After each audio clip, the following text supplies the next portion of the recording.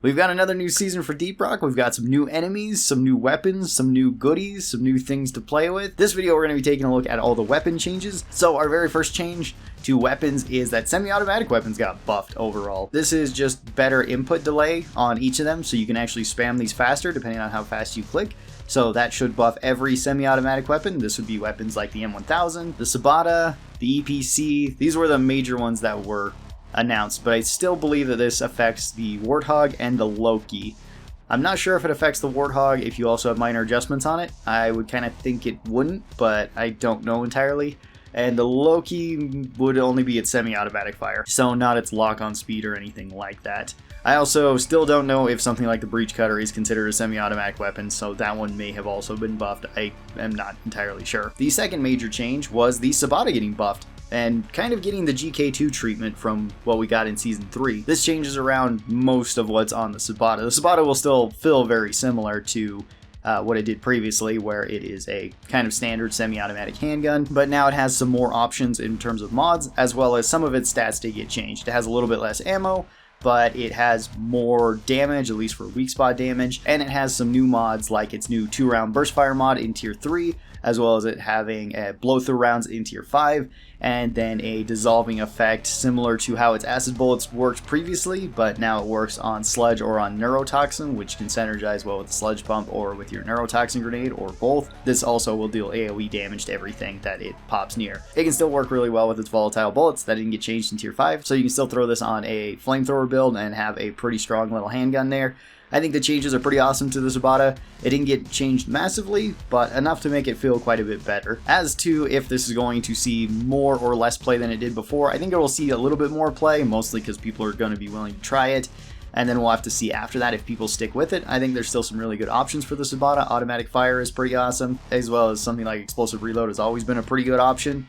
So those are all great. I don't know if this is going to see more or less play than something like the microwave gun or the EPC. One of its overclocks in particular did get a slight bonus, and that is tranquilizer rounds. Tranquilizer round still does exactly the same thing that it did before, where it gives you a slower rate of fire, decreases your magazine capacity, and it still stuns enemies for 6 seconds if you hit them with this, or at least has a chance of stunning them for 6 seconds.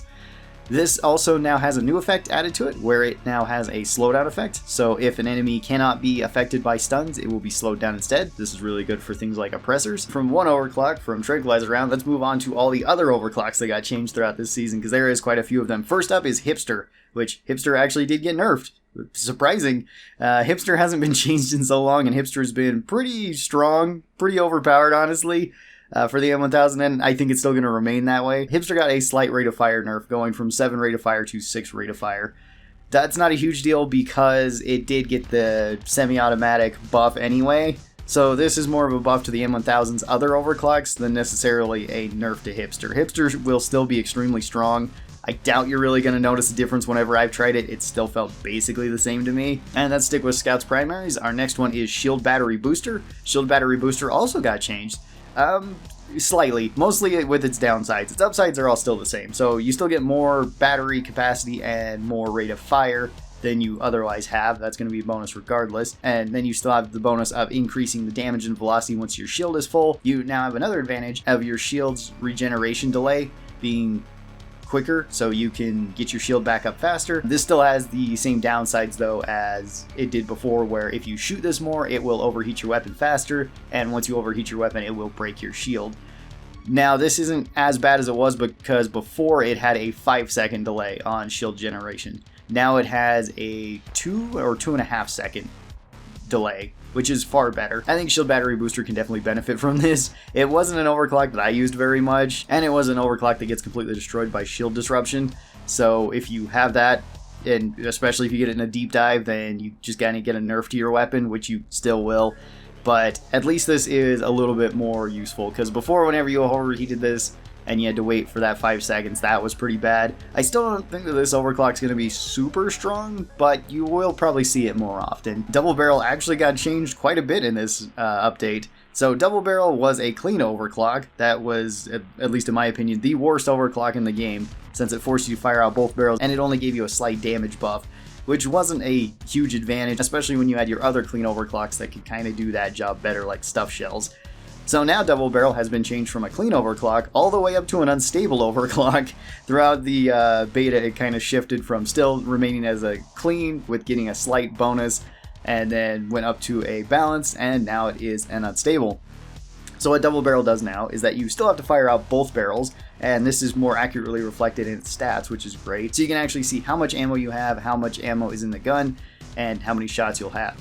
But now this gives you a huge increase to your blast wave damage. Blast wave is 4 meters directly in front of the shotgun in a cone. This will deal damage to everything within that area, dealing 110 or 220 damage total. You can no longer cancel the fire rate of this because both barrels do fire at the same time, which people were saying is a slight nerf to this, which I would kind of agree, but it was very difficult for you to actually cancel double barrel with its rate of fire, because its rate of fire is so dang high between each barrel going off. But now this comes with the downside of it increasing your spread. Your spread is now 150%, so your crosshair is quite a bit wider. That's not such a bad thing though, because even though your pellets aren't going to be super accurate for hitting things, that blast wave damage is pretty devastating towards crowds. It does decently well against large things, but I think it really excels at crowds. This one's also really good if you have the pheromone grenades. You throw this into a group, walk over to them, and just blast them with this. It's also really good with IFGs. It's kind of good with any of your grenades. There was also one change that was made to the double barrel and its bug fixes too, which was to fix its tier 2 with the reload speed, or make it so the reload speed actually matters, because previously, if you took the double trigger, your rate of fire also increased your reload speed for the weapon for whatever bizarre reason. That's been taken out now, so there will be more of a reason to take the faster reload speed than there was before. The next overclock that got changed was Snowball for Driller's Cryo Cannon, which is pretty interesting. Now the Snowball has 2 bonuses to it that it didn't previously have. It now takes less ammo to actually fire out the Snowball. Previously it took 35 ammo to fire out a Snowball. Now it only takes 25, so you can use snowballs more often. That's really cool. As well as now, the warming rate of the bugs coming out of Snowball is much longer than it was before. Now it's 6 seconds. So that's actually a pretty good increase. This doesn't make it so you can't use the thermal shock though. It just makes it so they're not going to heat up as quick. This is really good if you like using a vampire driller build, which is really good. That's actually really strong. So you can freeze a bunch of things, use your drills to kill stuff, use your pickaxe, use your throwing axes, and you'll kill them quicker, as well as you can just shoot out more snowballs. A slight buff to Snowball, but a really cool one to see, because you don't see Snowball too often. Maybe you see it more often on like Mac Plague missions, because it's still really good for them. And then we get to the one and only change for Engineer, which is a buff to Spinning Death. And it's kind of a basic one. You just get 2 more ammo with it, which is really nice if you really like Spinning Death, or if you just felt like Spinning Death was running out of ammo too quickly, you'll get 2 more shots with it.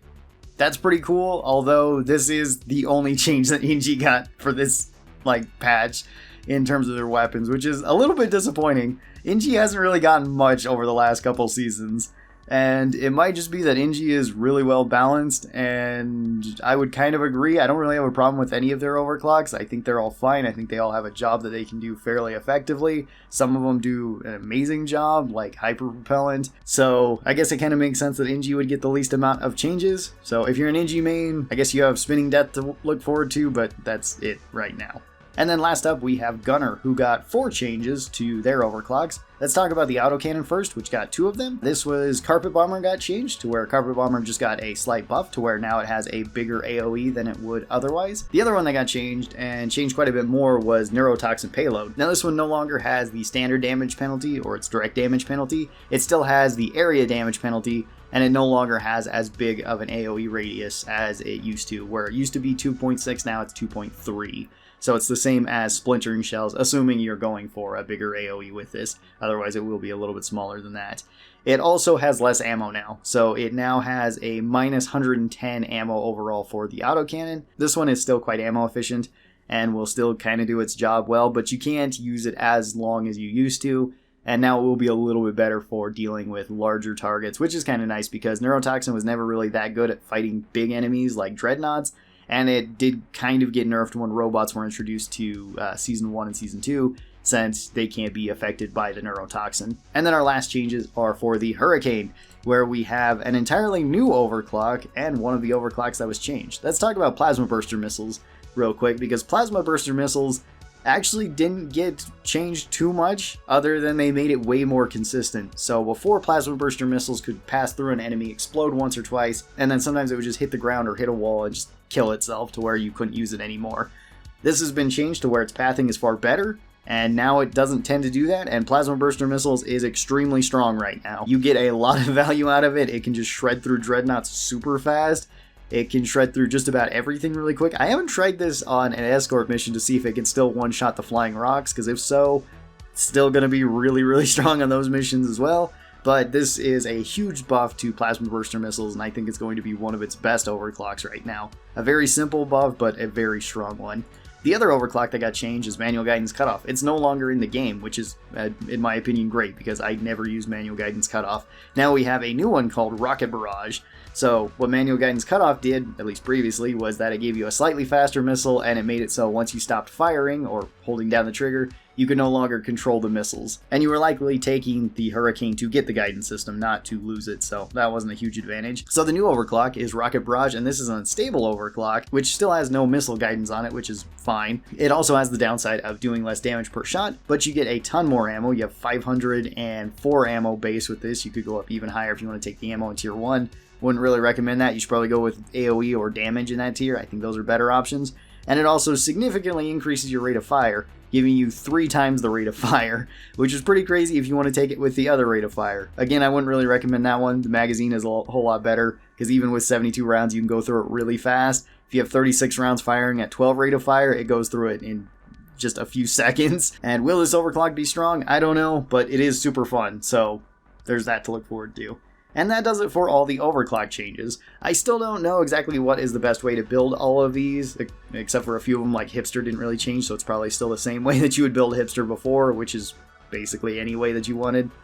But I will be doing more tests with things like Double Barrel, with Shield Battery Booster, with Rocket Barrage, and I will be making videos on each of those for different loadouts, as well as I'll probably be updating, getting the most out of your weapons that have kind of been changed now, besides maybe something like the M1000 with Hipster, because again, it didn't really change that much. So tell me your thoughts on the new weapon changes in Season 4. How are you enjoying them? Have you got to try them out yet? If not, definitely check them out, because they are super, super fun. Thank you guys so very much for watching this, and I will talk to you guys next time. Bye-bye!